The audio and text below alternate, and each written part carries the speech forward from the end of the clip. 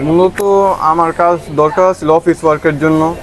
আর আমার যেহেতু আগে আপনাদের থেকে নিছি, তো আপনাদের উপরে পুরো বিশ্বাস আমার আছে। আর আগের ল্যাপটপে যে আমি চালাইছি এসারের, ওইটাও খুবই ভালোই চলতেছে, এখনো পর্যন্ত কোনো ল্যাগিং বা কোনো প্রবলেম দেয় নেই। তাই আপনাদের উপর ট্রাস্ট আছে বলেই আবার আসলাম ল্যাপটপটা নিতে। আগে কোন ব্র্যান্ডের ল্যাপটপ নিয়েছিলেন? এসার। স্যার, আর আজকে নিলেন হচ্ছে আসুস। আসুস।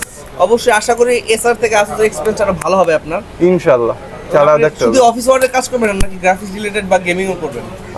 গেমিং না, মুভি দেখা হইব বা গ্রাফিক্স রিলেটেড কাজ হইতে পারে। মূলত এগুলাই অফিস ওয়ার্কই আমার মেইন টার্গেট আর কি। আচ্ছা আচ্ছা।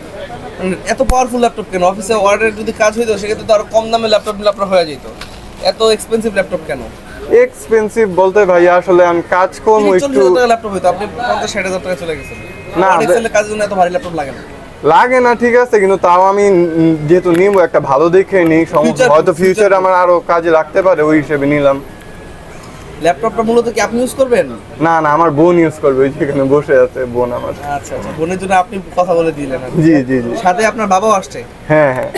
আর বাবা আপনার অনেক ফ্রেন্ডলি মানুষ, ভালো ল্যাপটপ দামাদামি করে কিনতে পারে। প্রাইসটা কেমন ছিল ভাইয়া? প্রাইসটা তো মাশাআল্লাহ যা কইরা দিয়েছেন অনেক ভালো হয়েছে আমাদের জন্য। যা মার্কেটে সবচেয়ে বেস্ট প্রাইস করে দিচ্ছি। হ্যাঁ, যা আশা করে আসছিলাম তার থেকেও ভালোই দিয়েছেন। যাক, ধন্যবাদ।